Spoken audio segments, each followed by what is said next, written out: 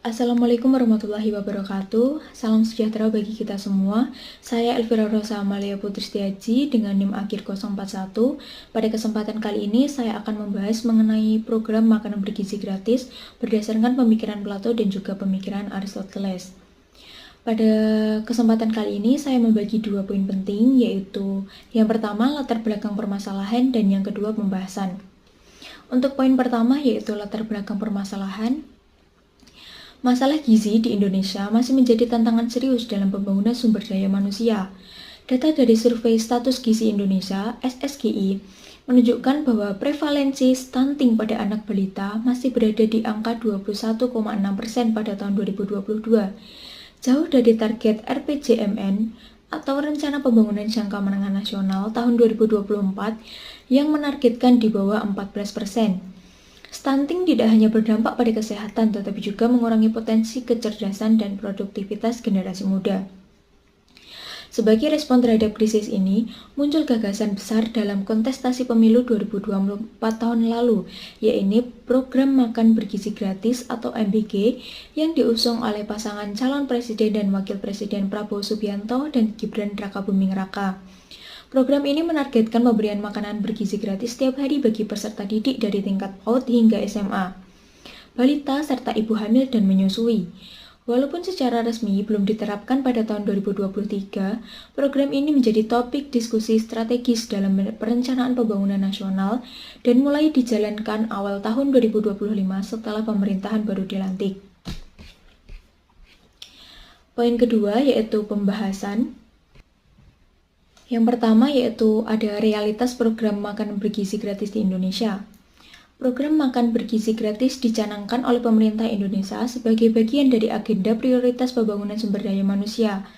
Dalam rencana kerja pemerintah tahun 2024, program ini menyasar anak-anak usia sekolah dasar dan menengah terutama di daerah 3T, yaitu tertinggal, terdepan, dan terluar. Tujuannya adalah menurunkan angka stunting, meningkatkan partisipasi sekolah, serta memperbaiki konsentrasi belajar siswa. Menurut BPS tahun 2023, angka stunting nasional berada pada 21,5%, masih di atas ambang batas WHO yang hanya sebesar 20%.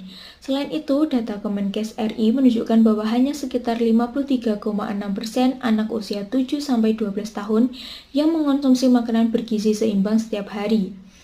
Sebuah laporan dari World Bank tahun 2023 menunjukkan bahwa di negara-negara dengan program makan sekolah yang konsisten, terjadi peningkatan partisipasi siswa sebesar 9-12% dan peningkatan hasil belajar hingga 14% terutama pada pelajaran matematika dan membaca. Yang kedua, yaitu tinjauan dari pemikiran Plato.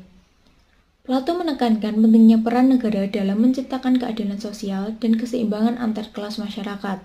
Dalam bukunya, The Republic, ia menyebut bahwa negara ideal adalah negara yang menjamin kebutuhan dasar semua warganya, agar mereka bisa melaksanakan peran sosialnya secara optimal. Program makan bergizi gratis dapat dipandang sebagai bentuk implementasi prinsip keadilan distributif. Negara memastikan bahwa anak-anak dari kelompok miskin pun mendapatkan gizi yang sama seperti kelompok mampu. Hal ini mencerminkan pandangan Plato tentang keadilan sosial. Setiap orang mendapatkan sesuai dengan kebutuhannya dan melaksanakan tugasnya sesuai kodratnya.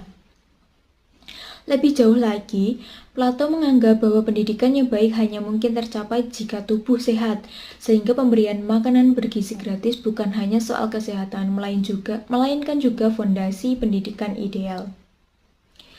Yang ketiga, perspektif Aristoteles, yaitu eudaimonia dan fungsi negara, yang berkaitan dengan program makanan bergizi gratis, yaitu Aristoteles mengembangkan konsep eudaimonia atau kebahagiaan tertinggi sebagai tujuan akhir manusia. Ia percaya bahwa kebahagiaan hanya bisa dicapai dalam negara yang baik. Ia memfasilitasi kebijakan warganya melalui pendidikan dan kesehatan yang baik. Makanan bergizi bagi anak sekolah bukan hanya memenuhi aspek biologis, tetapi menjadi prasyarat penting untuk pengembangan kebajikan intelektual dan moral. Anak yang kekurangan gizi lebih mudah mengalami gangguan konsentrasi, perilaku antisosial, dan prestasi rendah. maka negara wajib campur tangan secara aktif dalam penyediaan nutrisi. Menurut UNICEF tahun 2022, anak-anak yang mengalami kekurangan gizi kronis memiliki kemungkinan 23% lebih rendah untuk menyelesaikan pendidikan dasar dibanding anak-anak yang tumbuh sehat. Poin keempat yaitu analisis kritis terhadap implementasi program makan bergizi gratis. Meski memiliki nilai filosofis yang kuat, pelaksanaan program ini menghadapi sejumlah tantangan, yaitu yang pertama, distribusi logistik. Di daerah 3T, distribusi bahan makanan dan ketersediaan dapur sekolah menjadi hambatan. Yang kedua, pengawasan mutu. Masih lemahnya kontrol terhadap kualitas gizi makanan yang disediakan. Yang ketiga, politik anggaran. Program ini membutuhkan anggaran besar, diperkirakan lebih dari 70 triliun per tahun, sehingga dibutuhkan komitmen lintas sektor dan efisiensi birokrasi. Dalam pandangan Plato, birokrasi yang tidak efisien justru akan menjauhkan negara dari bentuk idealnya. Sementara Aristoteles akan menekankan pentingnya praktik kebijakan administratif untuk menjaga moralitas kebijakan. Dari sini dapat kita simpulkan bahwa program makan bergizi gratis yang dijalankan pemerintah Indonesia bukan hanya merupakan kebajikan sosial ekonomi, tetapi juga mencerminkan prinsip-prinsip filsafat klasik yang mendalam. Dari perspektif Plato, program ini mencerminkan keadilan distributif dan peran negara dalam menciptakan tatanan sosial yang harmonis melalui pemenuhan kebutuhan dasar rakyatnya. Dari sudut pandang Aristoteles, program ini berkontribusi pada pencapaian eudaimonia atau kebahagiaan hidup dengan mendukung tumbuh kembang anak secara fisik dan moral agar mereka mampu menjalani kehidupan yang bermakna dan berbudi luhur.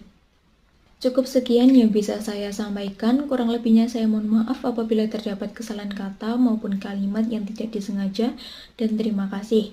Wassalamualaikum warahmatullahi wabarakatuh.